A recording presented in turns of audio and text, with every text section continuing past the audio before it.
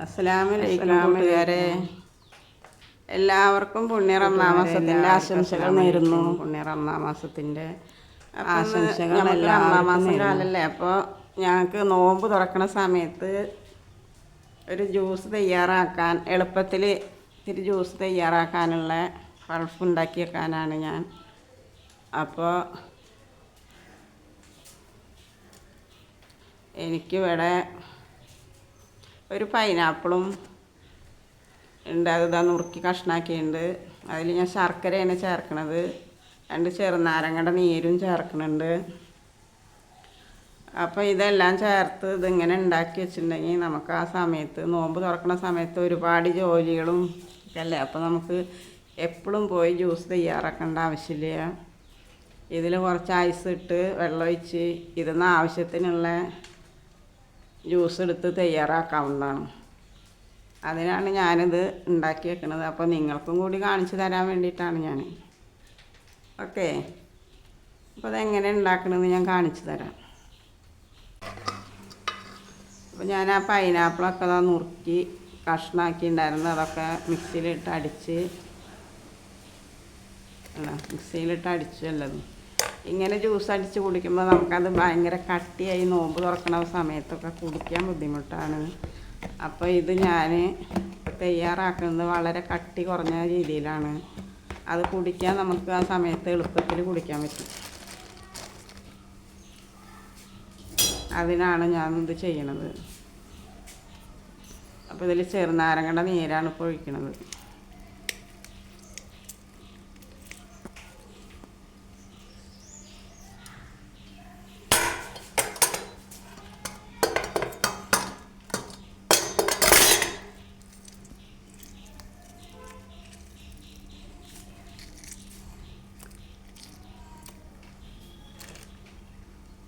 ഇത് അടപ്പത്ത് വെച്ച് കുറുക്കി വരുമ്പോൾ ഇതിൻ്റെ കട്ടിയൊക്കെ കുറയും, പതൊക്കെ കുറയും. അപ്പോൾ നല്ല ലൂസായിട്ടുള്ള ജ്യൂസ് ഉണ്ടാക്കാൻ എളുപ്പത്തിലായി, കുടിക്കാനും സുഖമുണ്ടാവും. ഷുഗറുള്ളവർ ആ സമയത്ത് ഇത് ഷുഗറൊക്കെ ഉള്ളവർക്ക് മധുരം കുറച്ച് വേണ്ടവർക്ക് ഇത് തന്നെ വേണ്ടോ, പിന്നെ മധുരമൊന്നും ചേർക്കണ്ട.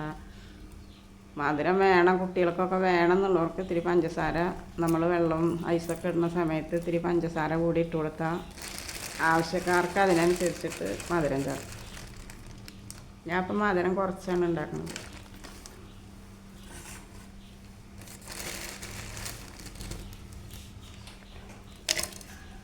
ശർക്കര ഞാൻ ഒന്ന് പൊടിച്ചതാണ്. ഇനി അത് ഒന്നുകൂടി മിക്സിയുടെ ജാറിലിട്ട് ഒന്ന് അടിച്ച് ഇതിലിടാനാണ്.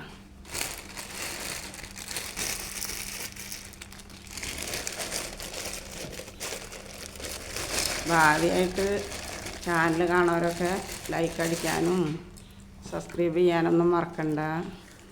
ഓക്കെ,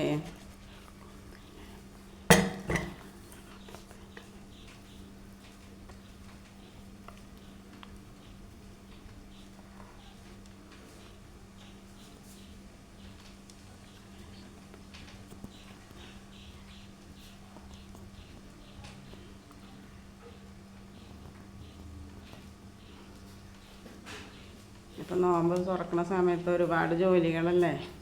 അപ്പോൾ ആ സമയത്ത് ഇതൊരെണ്ണം അരിയാനും കുറച്ച് അടിക്കാനൊക്കെ ബുദ്ധിമുട്ടല്ലേ. ഇങ്ങനെ തയ്യാറാക്കി വെച്ചാൽ നമുക്ക് ജോലി ഭാരം കുറയ്ക്കാം.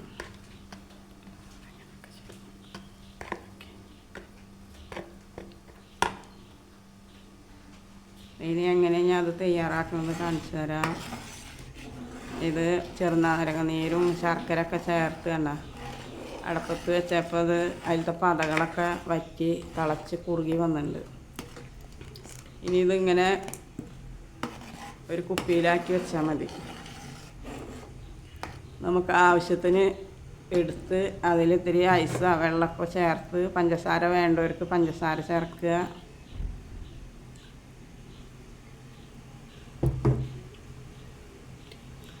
ഞാൻ ആ കുപ്പിയിലാക്കാമെന്നാണ് വിചാരിച്ചത്. ഇനിയിപ്പോൾ അപ്പോൾ അത് കട്ടി കുറഞ്ഞ കിട്ടിയിട്ടുണ്ട്. അത് കാരണം കൊണ്ട് ഞാൻ വേറൊരു കുപ്പിയിലാണ് ഇനി ആക്കാൻ പോണത്.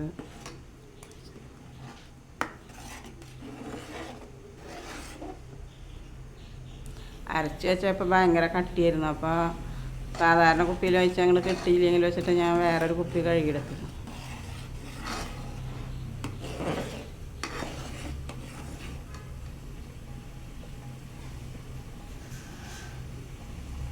എല്ലാവരും എളുപ്പത്തിൽ ഇങ്ങനെയൊക്കെ ഉണ്ടാക്കാൻ നോക്കിക്കോളെ കേട്ടോ.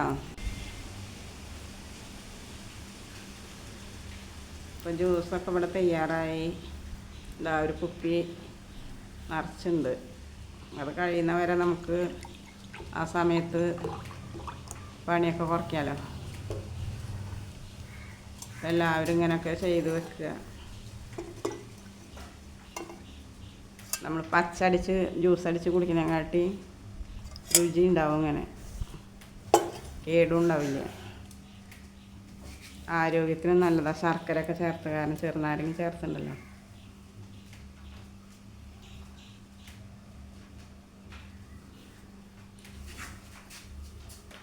അപ്പോൾ എല്ലാവരും ഇങ്ങനെയൊക്കെ ചെയ്ത് നോക്കുക. എല്ലാവർക്കും അസ്സലാമു അലൈക്കും. ഓക്കെ.